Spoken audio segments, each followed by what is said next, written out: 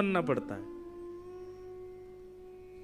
बनावट के बिना आप संसार में रह ही नहीं पाओगे। वास्तविकता में जिस दिन आप रहने लग गए, संसार आपको पागल कहेगा फिर।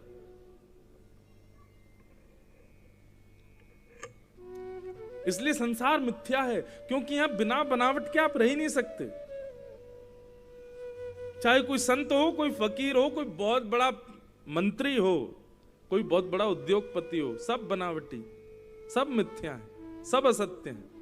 अपनी वास्तविकता में कोई भी नहीं, और रह भी नहीं पाओगे संसार में, इसलिए ये मिथ्या है। केवल ठाकुर जी ऐसे हैं जहां पर आप वास्तविक आते हो, जहां पर आप जो हो वैसे आते हो।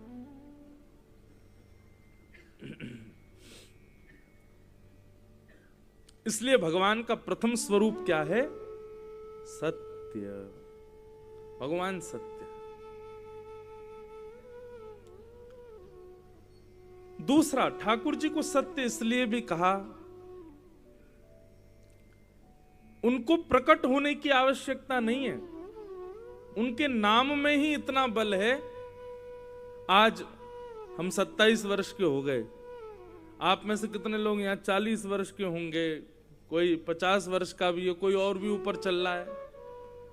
इतने वर्षों में हमारा लालन पालन कौन कर रहा है? ठाकुर जी कर रहे हैं? नहीं, ठाकुर जी का नाम कर रहा है। ठाकुर जी तो प्रत्यक्ष आए नहीं अभी तक, केवल उनका नाम हमारे पास है, उनका कीर्तन हमारे पास है। हनुमान चालीसा सबको याद है।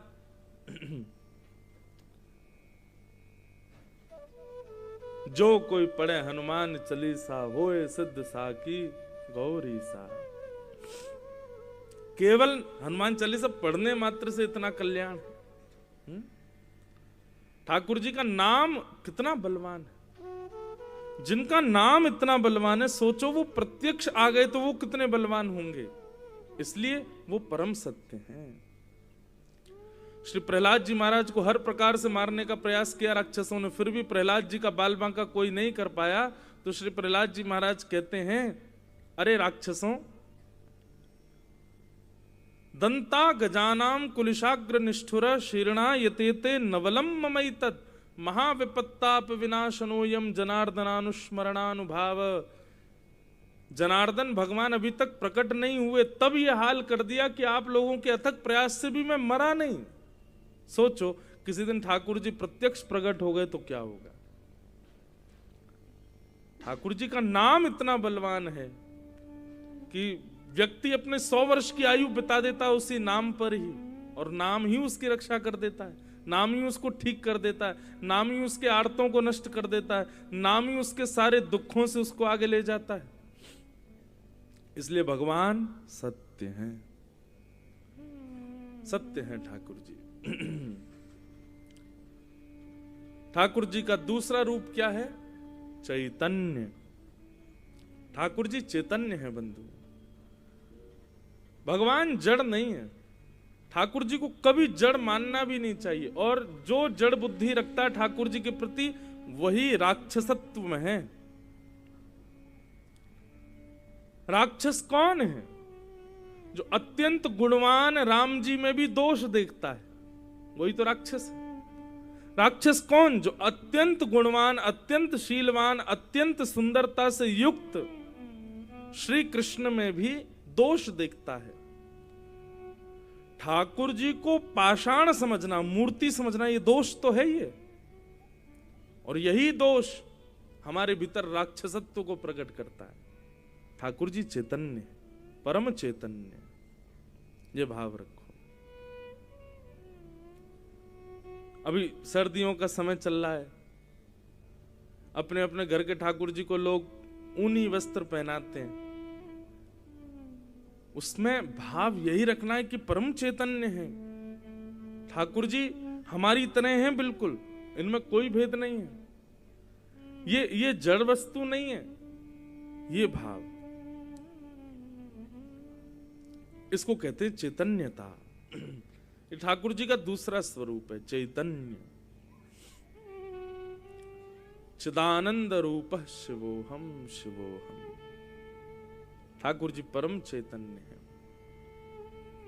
और तीसरा रूप है ठाकुर जी का आनंद। एक बात बंधुओं मानिएगा, जब तक आप ठाकुर जी को सद स्वरूप, जब तक आप ठाकुर जी को चैतन्य स्वरूप नहीं मानोगे, तब तक उनके दर्शन में, उनके भजन में, उनकी कथा में, उनके संकीर्तन में, उनके धाम के दर्शन में, उनकी लीला के दर्शन में आनंद प्रकट नहीं होगा। कथा में, धाम में, लीला में आनंद न प्रकट होने का कारण यह है क्योंकि आपने ठाकुर जी को सत्य और चैतन्य नहीं माना है। वे परम सत्य हैं, वे परम चैतन्य हैं, ये भाव ही आनंद को प्रकट करेगा चित्त में। इसलिए सच्चिदानंद रूपाय। हम भले ही चौथे दिन गाएंगे कथा में, नंद घर आनंद भयो जय कन्हैया लाल की। आनंद कहते किसको है? आनंद की परिभाषा क्या है?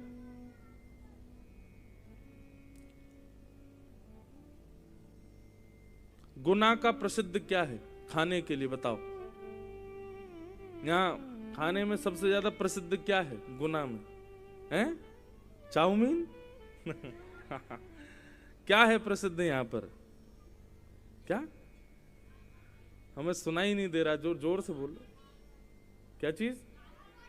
दाल बाटी? अच्छा, दाल बाटी गुना में कहां से आ गई? ये तो हमारे राजस्थान और उत्तर प्रदेश की देन है।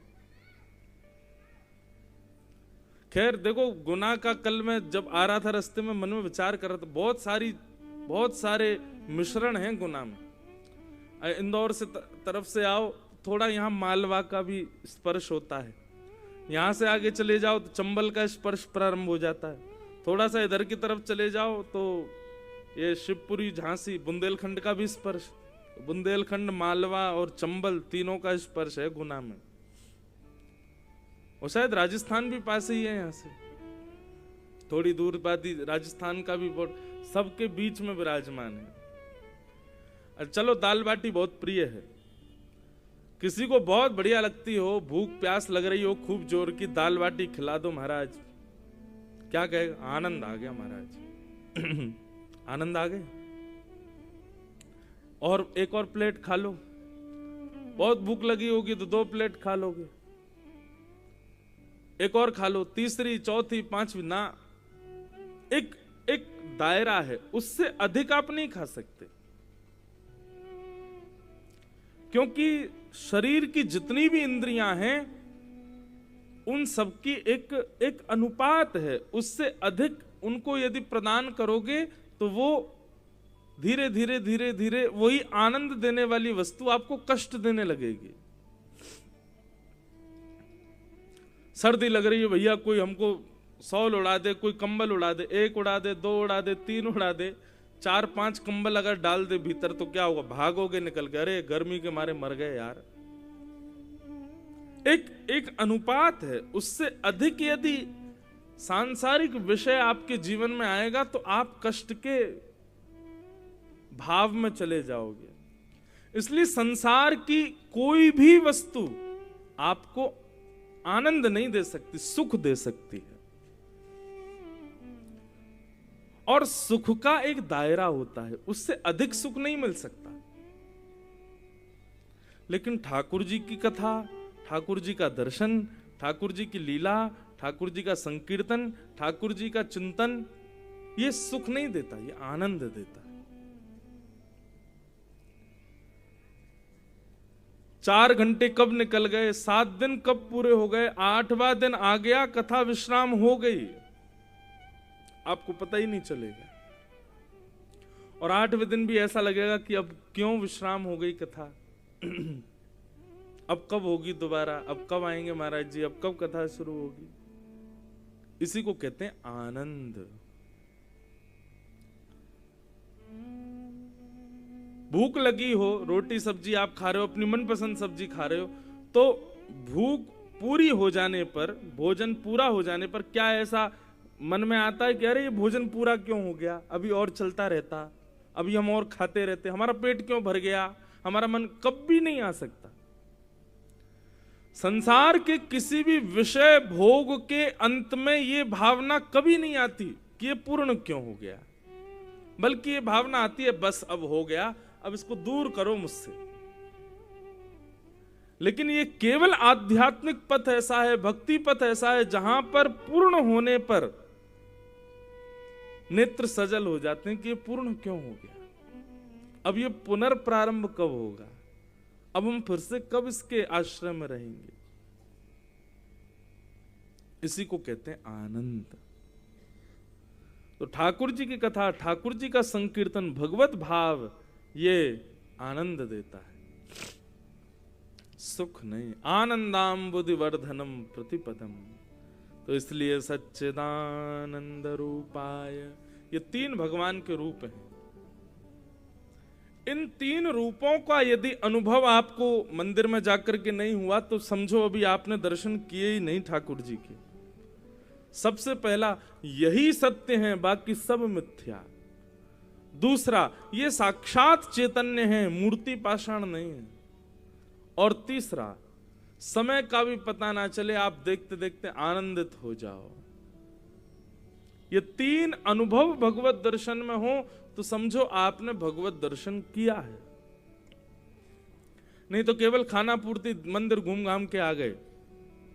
ये तीन स्थिति हृदय में प्रकट हो तब समझो दर्शन की विधा पूर्ण हुई है।